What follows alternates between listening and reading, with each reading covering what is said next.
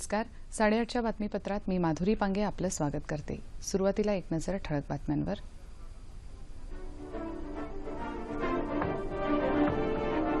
राज्यात पहिल्या टप्प्यात 15 जिल्हा परिषदा आणि 165 पंचायत समित्यांसाठी मतदानाला सुरुवात. राज्यातल्या स्थानिक स्वराज्य संस्थांच्या निवडणुकीत यशस्वी होण्यासाठी प्रत्येक पक्षाकडून निकराचे प्रयत्न. प्रचारात आरोप प्रत्यारोपांच्या फेरी. जम्मू काश्मीरमध्ये दहशतवाद्यांची पाठराखण करणाऱ्यांवर कठोर कारवाई करण्याचा लष्कर प्रमुखांचा इशारा. सर्वोच्च न्यायालयानं केली आणखी 5 नव्या न्यायाधीशांची नियुक्ती.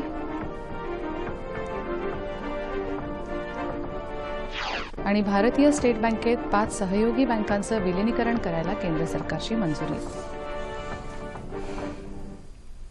आता सविस्तर वृत्त. राज्यातल्या जिल्हा परिषद आणि पंचायत समित्यांच्या सार्वत्रिक निवडणुकांसाठी पहिल्या टप्प्यातल्या मतदानाला आज सकाळी सुरुवात झाली. या टप्प्यात 15 जिल्हा परिषदा आणि 165 पंचायत समित्यांसाठी मतदान होत आहे. दुसऱ्या टप्प्यात 21 फेब्रुवारीला 11 जिल्हा परिषदा आणि 118 पंचायत समित्यांसाठी मतदान होईल. राज्यातल्या 10 महानगरपालिकांसाठीही येत्या 21 तारखेला मतदान होणार आहे. मतदानासाठी प्रशासनानं जय्यत तयारी केली आहे. मतदान शांततेत व्हावं यासाठी कडेकोट सुरक्षा व्यवस्था तैनात करण्यात आली आहे. गडचिरोली जिल्ह्यात मतदानाची दोन्ही टप्प्यात विभागणी केली असल्यानं या जिल्ह्यात आज आणि 21 फेब्रुवारीलाही मतदान होणार आहे. दोन्ही टप्प्यातल्या निवडणुकांची मतमोजणी 23 फेब्रुवारीला होणार असल्याची माहिती राज्याचे निवडणूक आयुक्त जयस सहारिया यांनी दिली. औरंगाबादच्या वैजापूर तालुक्यातल्या रघुनाथपूर या 500 मतदार असलेल्या गावानं जिल्हा परिषद आणि पंचायत समिती निवडणुकीवर बहिष्कार टाकण्याचा निर्णय घेतलाय. गावात जाण्यासाठी रस्ताच नसल्यानं गावकऱ्यांनी हा निर्णय घेतला आहे. बेहिशेबी संपत्ती प्रकरणी सर्वोच्च न्यायालयानं शिक्षा सुनावलेल्या अण्णा द्रमुकच्या नेत्या व्ही.के. शशिकला काल बंगळुरूच्या न्यायालयासमोर शरण आल्या. या प्रकरणी सर्वोच्च न्यायालयानं त्यांना काल दोषी ठरवत 4 वर्षांचा तुरुंगवास आणि 10 वर्ष निवडणूक लढवण्यास बंदी घातली असून ताबडतोब न्यायालयासमोर शरण येण्याचे आदेश दिले होते.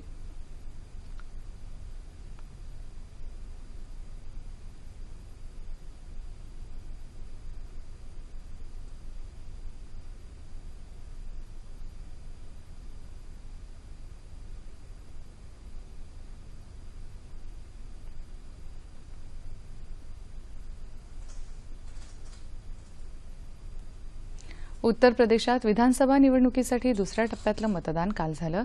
11 जिल्ह्यातल्या 67 जागांसाठी संध्याकाळी 5 वाजेपर्यंत सरासरी 65% मतदान झाल्याची माहिती निवडणूक उपायुक्त विजय देव यांनी दिली. उत्तराखंडमध्ये विधानसभेच्या 70 पैकी 69 जागांसाठी मतदान झालं. 5 वाजेपर्यंत सरासरी 68% मतदान झालं असल्याचं निवडणूक आयोगाचे उपायुक्त संदीप सक्सेना यांनी सांगितलं.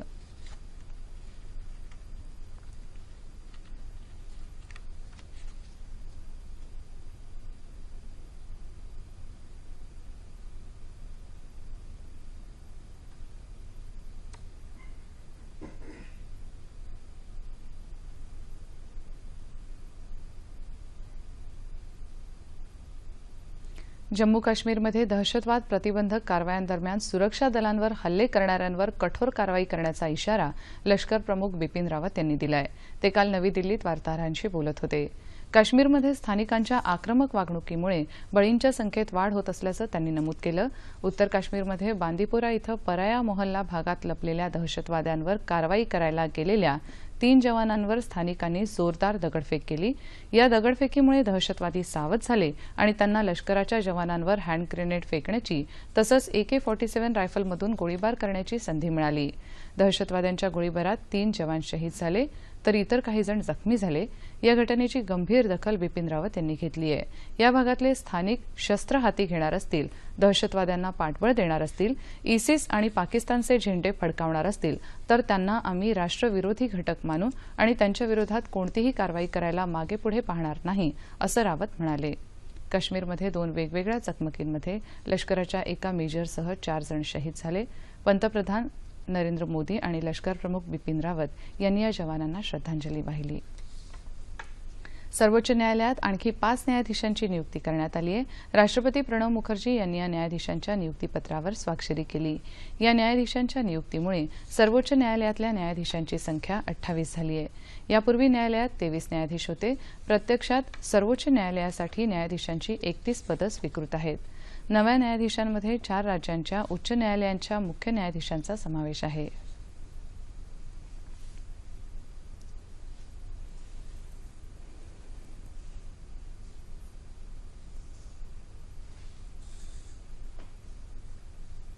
भारतीय स्टेट बँकेला जागतिक स्तरावरची बलाढ्य बँक म्हणून ओळख मिळण्याच्या दिशेनं केंद्रीय मंत्रिमंडळानं काल महत्त्वपूर्ण निर्णय घेतला. स्टेट बँक आणि तिच्या 5 सहयोगी बँकांचं विलीनीकरण करायला केंद्रीय मंत्रिमंडळानं मंजुरी दिली आहे. केंद्रीय वित्तमंत्री अरुण जेटली यांनी मंत्रिमंडळ बैठकीनंतर पत्रकार परिषदेत ही माहिती दिली. त्यानुसार आता state bank of Bikaner and Jaipur, state bank of Mysore, state bank of Travancore, state bank of Patiala आणि स्टेट बँक ऑफ हैदराबाद या बँकेचं स्टेट बँकेत विलीनीकरण होणार आहे. या निर्णयामुळे स्टेट बँकेच्या कार्यक्षमतेत वाढ होईल आणि बँकांच्या व्यवहारांवरचा खर्चही कमी होईल, असं जेटली म्हणाले.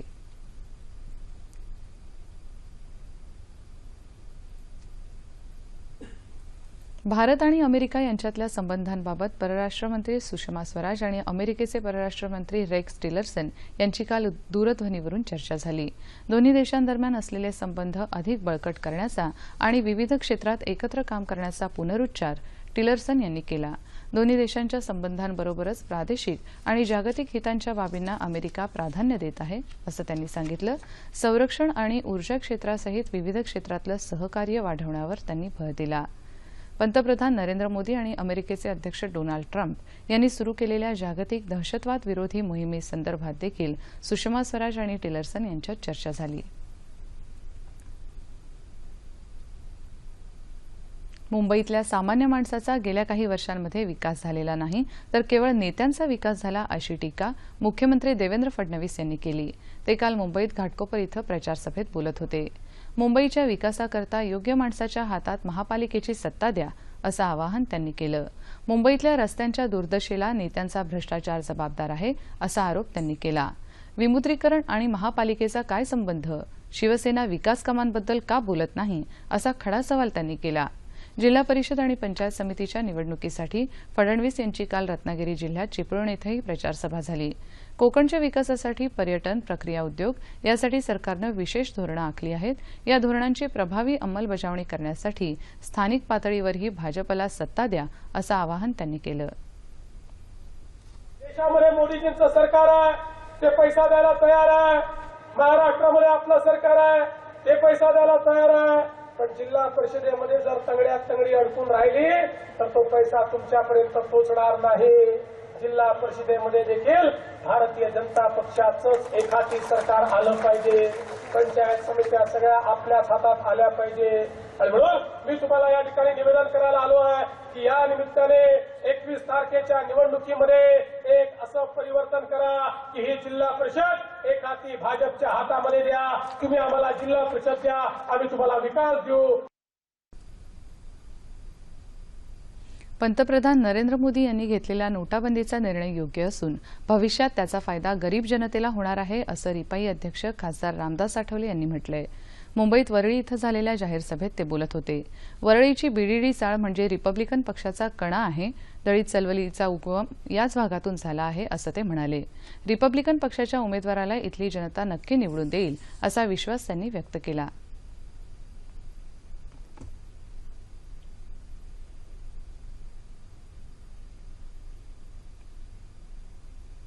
भारतीय जनता पक्षाकडून जनतेला फक्त आश्वासनांचं गाजरच दाखवण्यात आल्याचा आरोप शिवसेना पक्षप्रमुख उद्धव ठाकरे यांनी केला.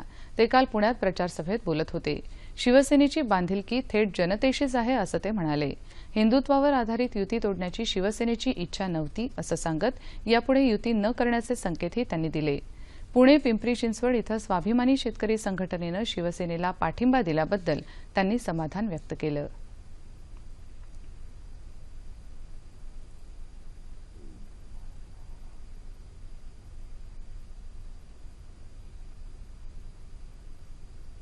ठाणे जिल्ह्याची लोकसंख्या परप्रांतीयांमुळेच मोठ्या प्रमाणात वाढत चालली आहे आणि सरकार त्यांचंच लांगुलचालन करत आहे, असा आरोप महाराष्ट्र नवनिर्माण सेनेचे अध्यक्ष राज ठाकरे यांनी केला. ते काल संध्याकाळी ठाणे जिल्ह्यात दिवा इथं प्रचारसभेत बोलत होते. विमुद्रीकरणानंतर देशातल्या आर्थिक सामाजिक परिस्थितीत कोणताही फरक पडलेला नाही, असंही ते म्हणाले. निवडणुकीत सर्रास रोकड उपलब्ध असल्याचं त्यांनी सांगितलं. शिवसेनेनं आपला गलथान कारभार बाळासाहेबांच्या फोटोमागे लपवू नये असा टोलाही त्यांनी लगावला. मतदारांच्या बेसावध आणि अविचारी वर्तनांवर बोट ठेवत निवडणुकीच्या निमित्तानं योग्य प्रकारे व्यक्त होण्याचं आवाहन त्यांनी मतदारांना केलं. भाजपानं दिलेल्या आश्वासनाप्रमाणे देशात अच्छे दिन अजूनही आलेले नाहीत. आता संपूर्ण महाराष्ट्र विदर्भासह भाजपामुक्त होईल तेव्हाच अच्छे दिन यायला सुरुवात होईल असं शिवसेना नेते खासदार संजय राऊत यांनी म्हटलंय. नागपूर महानगरपालिकेच्या निवडणुकीसाठी शिवसेना उमेदवारांच्या प्रचाराकरता झालेल्या जाहीर सभेत ते काल नागपुरात बोलत होते. नागपुरात ठेकेदार, दलाल आणि कमिशनवाल्यांचं राज्य आहे असा आरोप त्यांनी केला.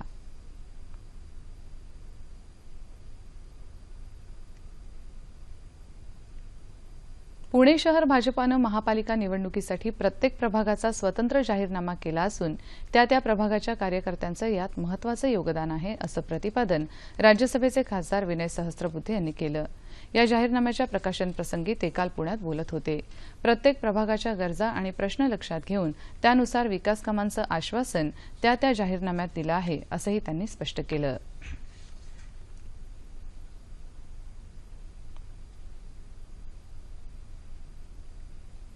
नंदुरबार जिल्ह्यातल्या पिंपरी गावात 90% आदिवासी समाज असून त्यांचा मुख्य व्यवसाय शेती आहे.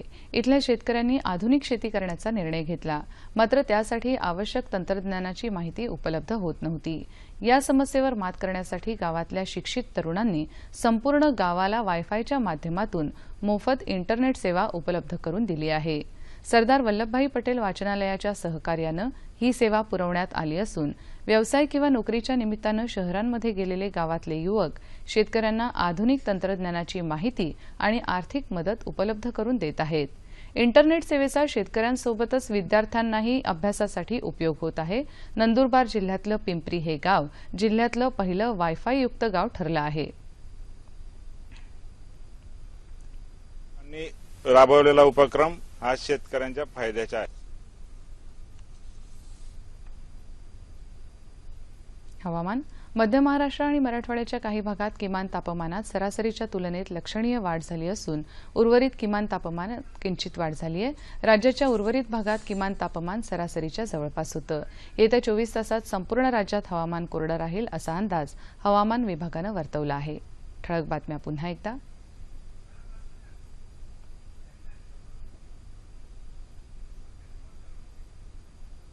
राज्यात पहिल्या टप्प्यात 15 जिल्हा परिषदा आणि 165 पंचायत समित्यांसाठी मतदानाला सुरुवात. राज्यातल्या स्थानिक स्वराज्य संस्थांच्या निवडणुकीत यशस्वी होण्यासाठी प्रत्येक पक्षाकडून निकराचे प्रयत्न. प्रचारात आरोप प्रत्यारोपांच्या फैरी.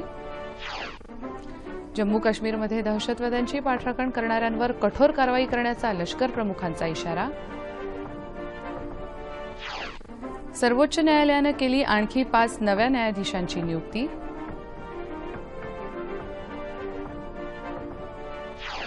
आणि भारतीय स्टेट बँकेत 5 सहयोगी बँकांचं विलिनीकरण करायला केंद्र सरकारची मंजुरी. याबरोबरच हे बातमीपत्र संपलं. पुन्हा भेटूया दुपारी 2:30 वाजता सह्याद्री वाहिनीवर. नमस्कार.